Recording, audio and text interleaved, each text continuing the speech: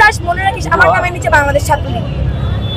আমার অ্যাবিউজের বিচারও যেমন আমি চাই, আমার দৈনন্দিন জীবনে যেসব জিনিসপত্রের জন্য আমার মনে হয় যে আমার মাসিক যে হেল্পটা সেই ব্যাপারটা নিশ্চিত হচ্ছে না, আমি সেখানেও কথা বলতে চাই। আমি রাস্তায় আমার মতো করে বের হবো, আমি মেয়ে বলে আমার দিকে কেউ 5 বার তাকাবে না, আমি এটা চাই। আমি মেয়ে বলে আমি দাঁড়ায় আসছি বলে আমি কারো ধাক্কা খাবো না, আমি এটা চাই। আপনার কি মনে হয় এগুলো কমছে না বাংলাদেশে? দেখেন আপনার আমার মনে হচ্ছে এটা কমছে। আমার কি মনে হয় জানেন, আমার মনে হয় সোশ্যাল ব্যাপারটা এত উইয়ার্ডলি স্প্রেড হওয়ার কারণে এই যে সাউন্ডগুলো আসতো যেখানে রেপ হচ্ছে, ওইখানে ডোমেস্টিক ভায়োলেন্স হচ্ছে, এই ব্যাপারগুলো এখন আর মানুষ সামনে প্রকাশ করতে পারে।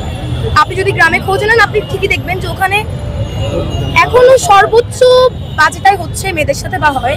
কিন্তু দেখেন এই যে বললাম না যে এখনো তো আমাদের সবার একটা ফোন আছে, একটা ক্যামেরা আছে, একটা মেয়ে রেপ হয়েছে এনে যদি কথা হয় 10টা ক্যামেরা দিয়ে অ্যাটলিস্ট কোথাও না কোথাও একটা দিয়ে মেয়েটাকে দেখা যায়। এটা একটা ভয়, এটা একটা ভীতির জায়গা। আমি চাই এই জায়গাগুলো আপনারাও ভাঙতে হেল্প করেন। যে রেপ হয়েছে বলে যে ওই মেয়েটা শুধু পেজ দেখাচ্ছে এবং যে রেপিস্ট তার কিছু হচ্ছে না, আমরা চাই ব্যাপারটা উল্টে যায়। আপনারা সবাই মিলে রেপিস্টের মুখের উপরে ধরেন যাতে পুরো দেশ রেপিস্টগুলোকে চিনে এবং এই রেপিস্টগুলো সামনে আসে, কারণে যাতে আরো যাদের মনের মধ্যে মাথার মধ্যে এরকম লালসা আছে ওদেরও যাতে শিক্ষা হয় বা ভয় ঢুকে। কিন্তু উল্টাটা তো হয়, আর আমার মনে হয় এই উল্টাটা হওয়ার জন্যই আমি বিশ্বাস করি যে আজকে যদি আপনি যদি লাস্ট 1 মাসেও যদি আপনি 10টা রেপ কেসের কথা বলেন, আমার মনে হয় সর্বোচ্চ 5টা থানা অব্দি গেছে, বাকি 5টা যায়নি। কারণ একে তো ওরা জানে ওরা জীবনে কোনোদিন বিচার পাবে না, ঠিক আছে?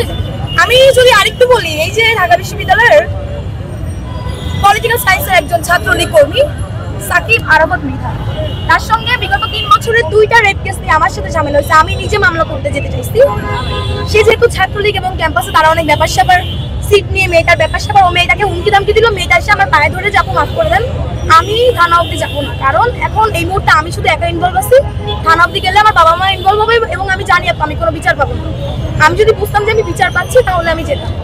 এইটা বলে 3টা রেপ কেস বন্ধ হয়ে গেছে শুধুমাত্র এইটুকু জায়গার মধ্যে গত 2 বছরে একই মানুষের, ঠিক আছে? এবং আমি যখন তাকে কি বললাম যে আমি তার নামে মামলা করবো বা আমি তার নামে স্টেপ নিব, সে আমাকে বললো ঠিক আছে তুমি মামলা করো, ঠিক আছে? তো এইরকম কোনো ব্যাপারে আপনি ধরেন এইটা কি সাহিত্যশাসিত প্রতিষ্ঠান দেখতেছেন, এখানেও বেশ কিছু মেয়ে আছে যারা নতুন আসছে বা যারা আগে থেকে আছে, প্রত্যেকটা মেয়ে কোনো না কোনো দিক থেকে হয়রানির শিকার।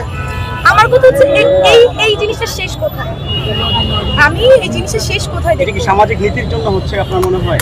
আমার তো মনে হয় সবকিছুর জন্য, সামাজিক নীতি হোক, আপনাদের অ্যাওয়ারনেস হোক, পাবলিক অ্যাওয়ারনেস হোক, তোমার বিচার না হোক, সবাই ক্ষমতাশীল বলে ব্যাপারগুলো ধামাচাপা দেওয়া হোক, বা থানা অবধি মামলা হয়ে গেল এরপর সেই মামলা ভ্যানিশ করে দেওয়া হোক, প্রত্যেকটা জিনিসই আসলে জরুরি, বুঝতে পারছেন?